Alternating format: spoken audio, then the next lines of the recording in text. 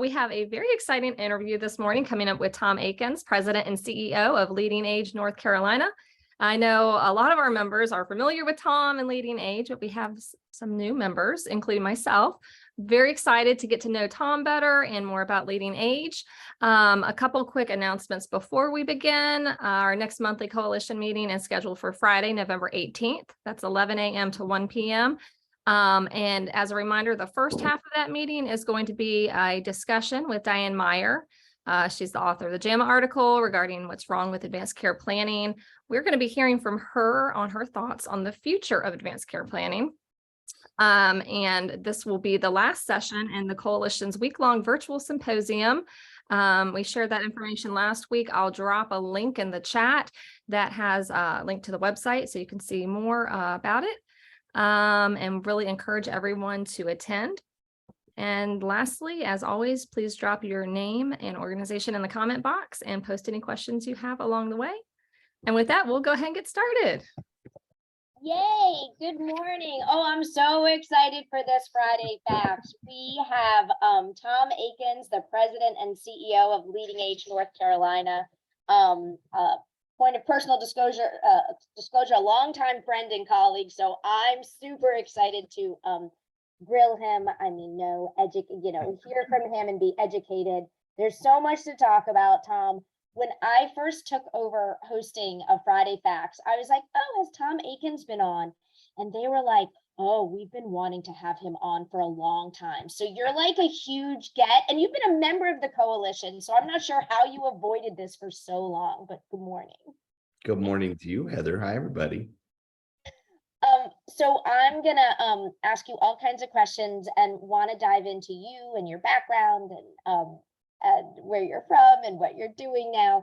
But for those folks who may not be familiar with LeadingAge North Carolina, just take a few, and we'll circle back to the organization, Sure. But for context, let us know what LeadingAge North Carolina is.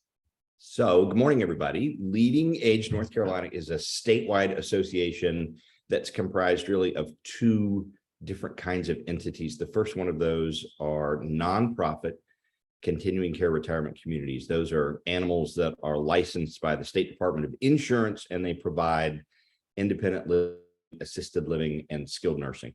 Many of them have memory support as well. A lot of them do work in a larger community in terms of home and community-based services. And we've got 47 of those. There are 62 CCRCs in the state, so 47 are not. There are 15 for-profit CCRCs. And then we also serve about 17 affordable housing providers that are scattered around the state. It's interesting, CCRCs need scale really to work, their business model to work. So we're clustered around the urban centers. So Asheville, Charlotte, Triad, Triangle. We've only got 3 members who are east of Raleigh, interestingly enough. 2 of those in Wilmington and 1 in Greenville. So and we do typical kinds of association things for them. We work with the General Assembly and we do trend analysis. We've got a group purchasing organization, annual conference, education, and work with fun people like Heather and Virginia and Mary and Heather and all this group. TK, hi Kay. Yeah, we have the Hollywood Square of all your, Exactly. You have many, many fans, just have a few fans this morning on, but we have I know your reputation is always as an amazing advocate and leader. And we're going to come back to work around LeadingAge North Carolina, but now we want to dive all into you. Share with us your background, what experiences shaped you, what brought you here to North Carolina, those things. Sure. So my wife, Deanne, and I, who's also in the field, she and Heather worked together for a number of years at Carroll Wood. She was a licensed nursing home administrator, now does leadership development. Anyway, we moved here 12 years ago from Kansas. That's where I was born and raised. $100 to anybody who can tell me where Iola, Kansas is. That's my birthplace. But mom and dad were both public school teachers. And when I was about 1.5 years old, we moved to Topeka, for all of you trivia buffs, the capital of Kansas. And was raised and really got my influences in life there, one of which was my 3rd grade teacher, Beverly Thompson. As you might imagine, in Kansas, not a lot of diversity. And so when I was in third grade, we moved from one house to another, and I changed elementary schools. And Mrs. Thompson was the first Black person that I had ever spent much time around at all. And she was probably, outside of my parents, the greatest influence in my life. Taught me how to read, how to think, how to be kind, the importance of kindness, all those kinds of things. And so well, maybe three quick other things, and I have to watch the clock. Heather, I know you'll move me along. Oh, Okay, no, it's fine. Go other on. things that I'm so in on this. I've not heard these stories. Go on. So three other things that I think influenced me growing up. One of those was when I was 6, we lost our house to a tornado, right? So we had gone down in the basement of the neighbors. The tornado comes over, we come out, and the house is gone. We did get, however, my dad was teaching at the time outside of Topeka. When he came back in, there was a dead, this is horrible talk at 8:30 in the morning, dead animal of some kind where the porch used to be. And so he went back and found a garage and came out to take care of it. And it was a fur coat. And so we had it cleaned and we advertised for it. And to this day, that's the only reason that my 85-year-old mother has a fur coat, is because the tornado traded his house for it. Anyway, so there was something about that experience, other than just scaring me about tornadoes for the rest of my life, about resilience and about the ability to be able to hang in there and keep plugging away, that things get better, right, over time. Secondly, I remember in junior high, I went to school with a guy whose dad, any of you know Hill's Pet Food, that started in Topeka, and I was in school with the guy whose family started it.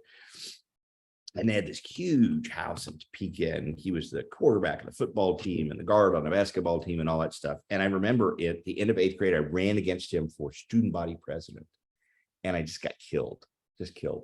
But I remember we had to give a speech to the student body. And so Mark went first, and he goes up to the podium, and I just remember his legs were shaking so badly. And I just remember that day thinking, at the end of the day, we all have our own story that we're carrying with us, right? And it's important to be sensitive to that, but it's also important not to be freaked out by people of position or wealth or supposed power. We all have something that we bring to the table in all of this. I had a third thing that had shaped and influenced me. And I will be honest, it has slipped my mind. I have no idea what.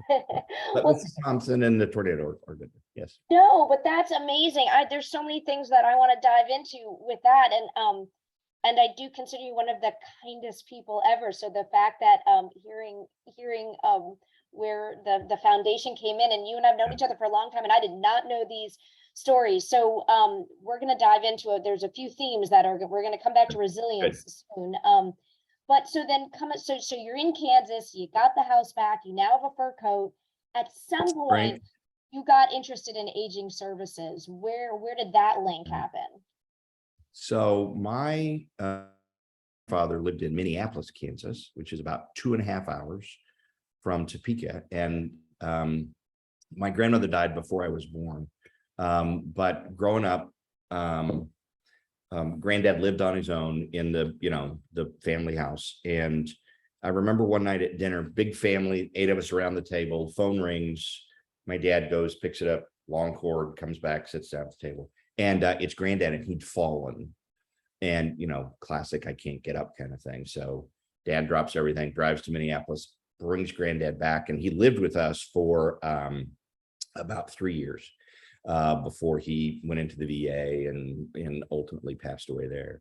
But I think that my experience with my grandfather coming and living with us and being around both an individual who was older and had stories and experiences and life lessons to share, but also being able to watch that transition as he progressed through some different stages of his life, including just this awareness that there were lots of independence kinds of things that he lost. And so he was dealing with a whole bunch of stuff that sometimes is apparent and sometimes isn't. And so I think both of those influenced that. The other one was that at the time we were members of the UCC church there in Topeka, and in many communities, houses of faith will organize, or did organize, a retirement community.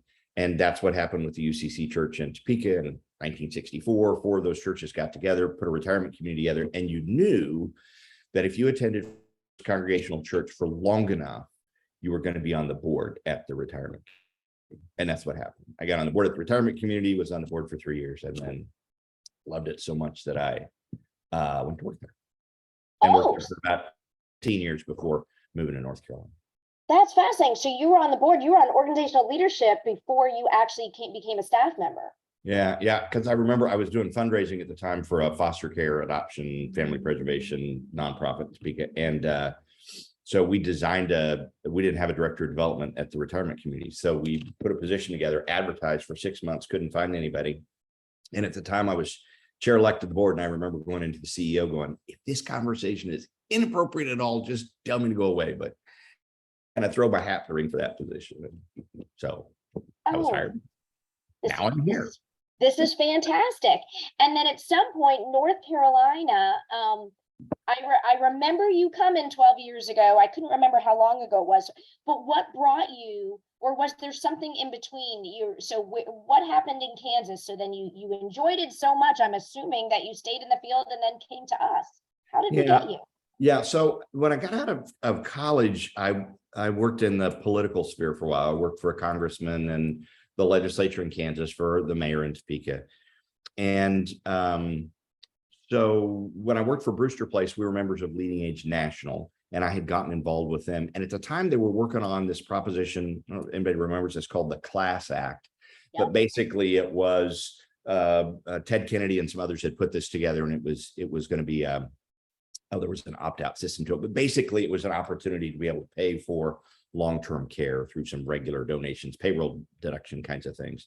And so they put together a small cadre of maybe 15 of us, and we went around the country, drumming up support for this thing.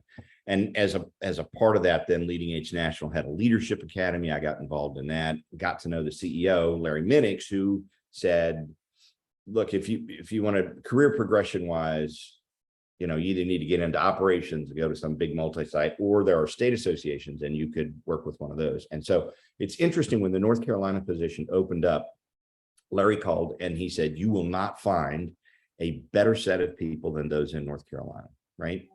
In addition to being smart and having a great network of folks who collaborate, people in North Carolina genuinely, now this was 12 years ago, but people in North Carolina genuinely seem to like each other and enjoy being around each other. And that certainly has been, notwithstanding kind of the rigidity of politics today, that continues, I think, to be our experience.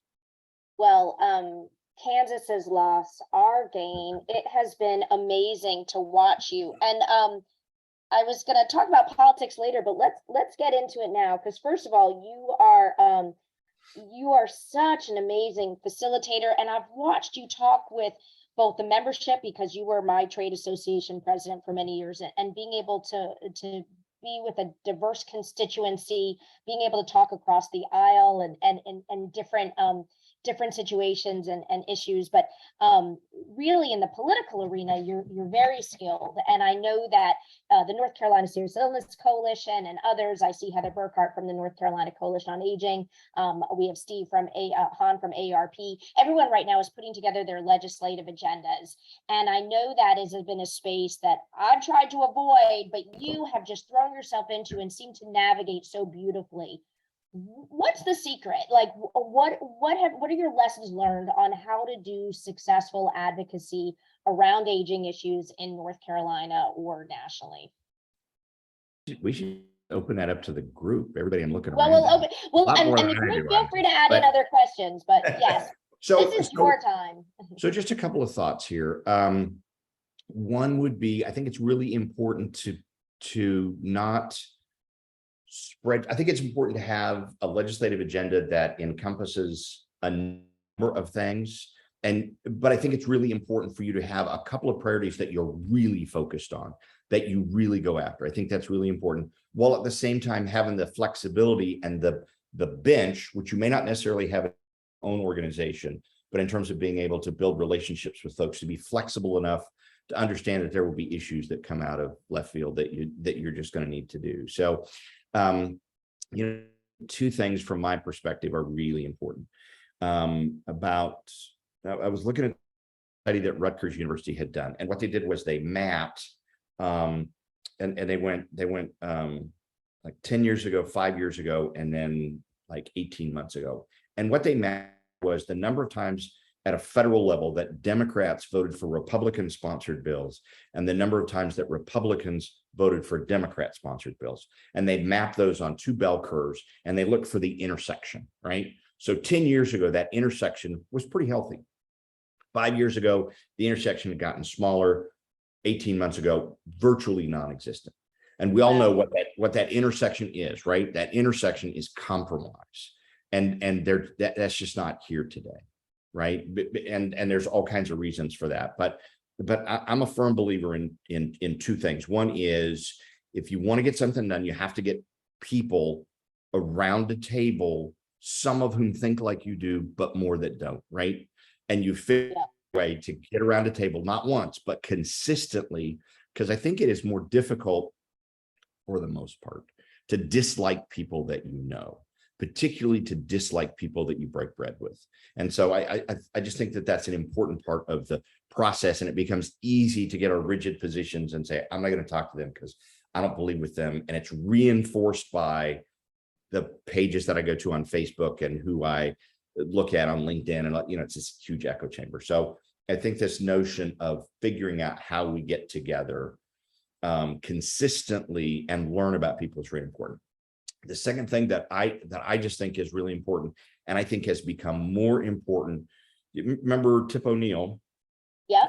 Famously, cooperated with, some of which I think has been embellished, but with Ronald Reagan. I think that Tip's big mantra was that all politics is local, and I think that has become even more important as from a federal level. And if any of our wonderful federal folks are listening and will see this in the future, I love all of you very much. But it's so dysfunctional at a federal level. And I think there's so little that gets done, that our ability to figure out how we influence the process, and more importantly, how we move things forward for us and the people who are so important, is that increasingly those are things that happen at a local level, right? And some of that's at the General Assembly, but some of that is on a county basis, it's on a municipality basis, it's on a precinct basis. And the important thing is, you just got to figure out a way to build it into your schedule at a local level to do that. Well, and one of the things that that continues to amaze me at 52, I'm still so naive, is to me, aging issues.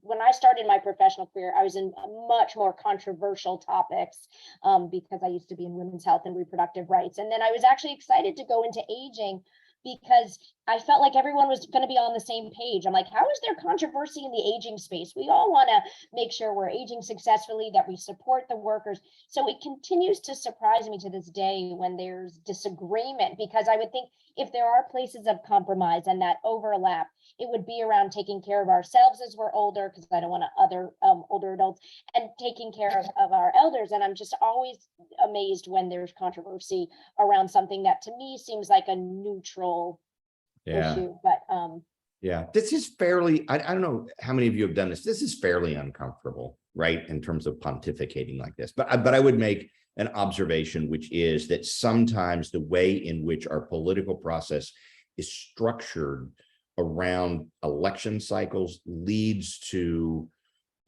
politicians, in many cases for good reasons, but for efforts to not extend out past the next election. And as a result, it can be difficult for a group, particularly a group that is either Republican or Democrat, but is a group that's trying to move forward together, for them to really invest in and look at things 10 years or 15 years or 30 years down the road. Because every politician that's elected, whether you agree with them or not, they got elected ran because they believed in certain things and they want those things to happen. And the only way that they can make those things happen is to continue to stay in office so they can advocate for those. And oftentimes that pushes us into this short-term nature. And so sometimes I think aging services can be not so much controversial, although there are some controversial things, but it revolves around this notion of election cycles. All of us on the phone know the demographics that are here and are increasingly here. But sometimes it's difficult for elected folks to look that far down the road, particularly when there are dollars that are involved in this whole equation and the allocation of resources, which becomes very challenging. And always pressing issues that seem to dilute. Well, okay, so then I want to move, while there's a political spin to what I want to ask about, I want to go back, and you talked about resilience and you talked about tornadoes, and we are still in, but coming out of one of the major global tornadoes, and that is COVID. And I can't think of more, there's been so many heartbreaking stories, but clearly some of the most heartbreaking stories were happening in our skilled nursing and long-term care communities, of which they are your constituents. So I would be remiss to not ask about how the LeadingAge members kind of are making it through the pandemic. And where is everyone now? I was thinking about this and thinking about the trauma I know that my colleagues have gone through. I'm sure you have gone through in your member communities. How is everyone? How are people faring now with the pandemic? Because we're still in it, but yet we're moving forward at the same time. That's a great question. I think that folks right now are tired, right? I mean, this has been a long process, and there have been a couple of points along the way where we have thought, we're done. Things are going to go back to normal. Things will never go back to normal, ever. And when I say normal, I mean some of the things that we did before. So one of our challenges is to say, okay, if they're not going back to normal, what are some things that we can take from this pandemic that will make us better moving forward, right? Whether those are some telehealth applications, whether those are the way that we look at work itself in terms of where you work and how you work and what flexibility. I was talking to a community last week that was looking at their benefit package in terms of trying to attract and retain employees, and they added health insurance. And I thought, health insurance? No, this is pet health insurance as a benefit for employees, because animals are just, it's everywhere. Anyway, it's this ability to look at things with more flexibility.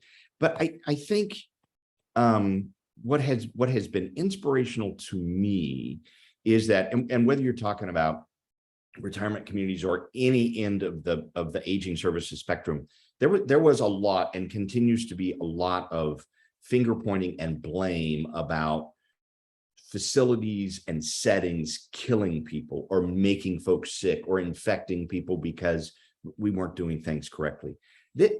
Here I'm preaching to the choir. This is sacred work that we do, right? It's every day, our ability to be able to care for folks, provide meaning to their life, be a source of joy, to participate with them in the most personal of activities and journeys, is a motivator for most of the people in our field. And I think our challenge moving forward is, how do we build on that sacred task that we have, that we share, and be able to communicate with folks about, look, this field is where you want to be. If you want to make a difference, if you want to make an impact, if you want to be, if you want to influence where society is going, this is the place that you need to be. And I think that there are some lessons from COVID that will help us with that. Well, and I think sacred is it's the perfect word. It's the word that I used for the place where my mom passed away. It's just amazing. So I know we have just a few minutes left, but you talked about the place where you want to be. I'm sure that that's a reference into bringing more workers in. I can guess if I want to ask about what are LeadingAge's priorities over the next 12 months to 12 years. I'm assuming worker shortage is one of them, but tell me what what are you working on? And that is we're asking for a selfish reason or a helpful reason, which is what are you working on? Because what are things that maybe the North Carolina Serious Illness Coalition can help with or partner with? There are some situational kinds of things, the sales tax issue. There's a revision of the CCRC statute that's coming up that are things that will resolve themselves fairly quickly. I think long-term, the things that we're working on that are all undergirded by collaboration and figuring out how we work together. There are two things. If you talk to our members or really almost anybody in society, the top three issues that they're facing right now are workforce, and workforce. Right. And so I think that for us, it's the ability to figure out how we and support and retain workforce for our field. And there's that, and that encompasses so many things, but I think that that's one. I think the second thing that we are really directing resources to from our separate foundation, and that our members are crying for and that our stakeholders have told us about is figuring out how we equip our members to be more diverse, equitable, inclusive places where people feel like they belong. And there are all kinds of reasons to do DEI work, but from a very selfish reason, DEI is a workforce issue, right? Folks who are coming into the workforce now, that they just expect it. This is not like, is this something we should do? Is this something we should be involved with? It should be a part of our culture. And so short and long term, working on DEI kinds of things are right up there with workforce issues for LeadingAge North Carolina. And and I see a question. I know we have just a few minutes left, and thank you. And our legislative policy committee was talking yesterday, and it's just, and we know workforce. I mean, anything we can do to support. I want to talk about really quickly. I want to go to Sue Deaton's question, which is our usually non-compensated but critically important workforce, and that is family caregivers. I'm not sure if you see the question in the chat, but how does LeadingAge support our largest workforce, which is our family caregivers? So we support, I hate to use the F word, but facility-based communities, right? But we have folks who are family members of people who live at those communities. So I think for us, in terms of how we support family caregivers, I'll just give you one example. And this, I'm looking at the clock. I'll go quick here. My dad died about 5 years ago, but he and mom came out to North Carolina maybe 8 years ago for a little vacation. He likes to take some of you have heard the story. He likes to take a bath every night. He was in taking a bath. He cries out.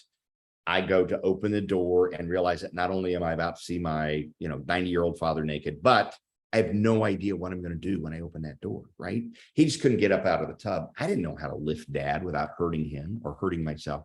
So I think our ability to take the expertise and the resources that we have and apply those around family caregiving kinds of issues in avenues that we have into the larger community is really important. I'll give you one example, and that is a community that has started quarterly employee meetings that are focused solely around caregiving issues for folks who have parents or neighbors or people that they attend synagogue or church with who are aging. And so it's educational kinds of things like that. So it's trying to figure out how you take the resources and expertise that you have and apply them beyond the geographic campus that we have as retirement communities.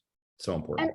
And I will add, since I know a number of the LeadingAge communities quite closely, a number of the LeadingAge communities have, I don't like the F word either, facilities that take non-residents who may be coming out of the hospital. I know my mother did that. I know other friends have gone into some LeadingAge member communities. We have some of our coalition members. Some have long-term care communities that when crises hit and we need to leave our homes, they've been amazing new homes for our families. So Oh my gosh, Tom, so many more questions. I can't thank you enough. And let me thank you both publicly for being on this, but also in my journey as a family caregiver. You and your wife Deanne have been my rock and have helped me specifically care for my parents. And so what you do for this field and that kindness you extend to everyone you meet is so apparent. And I've never seen your legs shake before you give a talk. In fact, quite the opposite. I'm always like, Tom is the best presenter ever. I want to be Tom. If I could be a cool man from Kansas, you're the man I'd want to be. But thank you so much. This has been so much fun, but probably also the most uncomfortable 30 minutes of my life. So even though you do great, thanks, Heather.